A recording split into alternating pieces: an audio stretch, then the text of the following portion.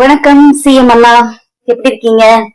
நேற்றுக்கு உங்களோட ஆக்ஷன்ஸ், உங்களோட குட்டி கதைகள், ஏன்னா உங்களோட குட்டி கதைகள்லாம் ரொம்ப வருஷமா நாங்க ரசிச்சு வந்துட்டு இருக்கோம். அப்புறம் நேற்றுக்கு நீங்க ஒரு சட்டசபையில ஒரு ஆக்ஷன் பண்ணிக்கோங்க, ரொம்ப சூப்பரா கியூட்டா அவ்வளவு அழகா இருந்துச்சு.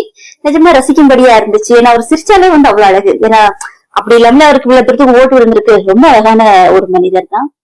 அப்புறம் இன்னைக்கு இப்போ ரீசெண்டா பாத்தீங்க அப்படின்னா, இன்னைக்கு கோயம்புத்தூர்ல 25 வயது மதிக்கத்தக்க ஒரு பெண்ணுடைய சடலம் நிர்வாணமாக மீட்கப்பட்டிருக்கிறது.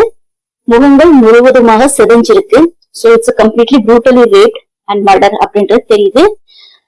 விஜயம்மா பெண்களுடைய பாதுகாப்பு.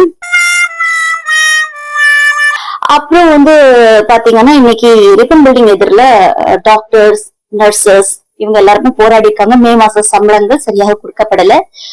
மக்களுடைய வாழ்வாதாரங்கள். காவேரி நதிநீர் இன்னும் விடல. 12ஆம் தேதியை விட வேண்டியது. இன்னைக்கு தேதி 23 ஆச்சு. அதை பத்தின எந்த பேச்சுவார்த்தைகளும் இல்ல. சோ விவசாயிகளுடைய வாழ்வாதாரம். நீட்டுக்கு எதிராக ஒரு குழந்தை செத்து போச்சு. அனிதான்ற பொண்ணு 2017 செத்து போச்சு. இதுக்கு முந்தைய அரசு அனிதாவோட பேர்ல நிறைய நலத்திட்டங்கள்லாம் ஸ்கீம்ஸ் எல்லாம் ஸ்டார்ட் பண்ணாங்க.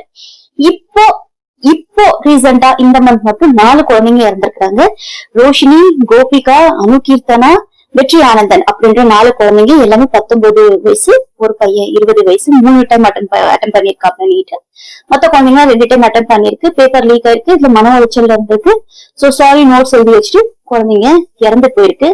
சோ படிக்கிற குழந்தைங்களுடைய வாழ்வாதாரமும் படிப்பும் மிகப்பெரிய கேள்விக்குறியா இருக்கு. விஜய் அண்ணா, இனி நாங்க வரக்கூடிய சட்டசபைகள்ல எல்லாம் நாங்க என்ன பார்க்க போறோம்னா, ஃபுல்லா டிராமா பாசி, ஃபுல்லா ஸ்கிரிப்டட், ஃபுல்லா இந்த மாதிரியான ஒரு ஜிமிக்ஸ் ஒர்க்ஸ் எல்லாம் நாங்க பார்க்க போறோம். அதுக்கு மக்கள் எல்லாம் நாங்கெல்லாம் அவளோடி காத்துட்டு இருக்கோம். அண்ணாவோட தினமும் எவ்வளவு கண்டென்ட் வரும். ஏன்னா அண்ணாவோட ரசிகர்கள் சொல்றாங்க, அண்ணா எலிவேட் ஆனாதான் நாங்க எலிவேஷன் ஆகும் அப்படின்னு ரொம்ப ஆக்கப்பூர்வமான விஷயம் பேசியிருக்காங்க. சோ விஜய் அண்ணா வாய திறக்கல அப்படின்னு சொன்னதுக்கு ரொம்ப அழகானத்துக்கு வாய திறந்தீங்க அண்ணா. அண்ட் ஆக்ஷன் ரொம்ப அழகா பண்ணீங்க. நாங்க கேட்டது பாலியல் வன்கொடுமைகள் தொடர்ந்து நடந்துட்டு இருக்கு. உங்க கட்சி சம்பந்தப்பட்டவங்க நிறைய பேர் கிரைம்ஸ்ல இன்வால்வ் ஆகுறாங்க. நிறைய இடங்கள்ல தாவேக்கால நிர்வாகின்ற பேர் அடிப்படுது. அப்ப அதுக்கு நீங்க என்ன ஸ்டெப்ஸ் எடுத்திருக்கீங்க? முக்கியமா உங்களுடைய எம்எல்ஏ சரவணன் அவர்களால ஒரு பெண் பாதிக்கப்பட்டு பேரோட சொல்ல போது கூட நீங்க அதுக்கான ஆக்ஷன்ஸ் நடவடிக்கை எடுக்க அந்த பெண்ணை இந்த கட்சியில இருந்து தூக்கிருக்கீங்க. வேற யாரும் இல்ல, தாவேக்காவுடைய பெண் நிர்வாகி தான் அவங்களும். சோ இந்த மாதிரி இதுக்காக நீங்க என்ன பதில் சொல்ல வர்றீங்கன்னு நாங்க கேட்கிறோம். குழந்தைங்களுக்கு இந்த நான் முதல்வன் திட்டத்துல பயன்பெறக்கூடிய குழந்தைங்களுக்கு மாசம் 7500 ரூபாய் ஊக்கத்தொகை ஏதோ வரும் போல இருக்கு. அது வரல. சோ அதுவும் குழந்தைங்க கேள்வி கேட்டிருக்கிறாங்க. ஏன்னா அது ஒரு மிகப்பெரிய ஒரு அமௌண்ட் இருக்கும். அந்த குழந்தைங்களுக்கு ஒரு பெரிய ஒரு ஹெல்ப்ஃபுல்லா இருக்கும். அது இந்த டைம் கணக்கு வைக்கப்படல.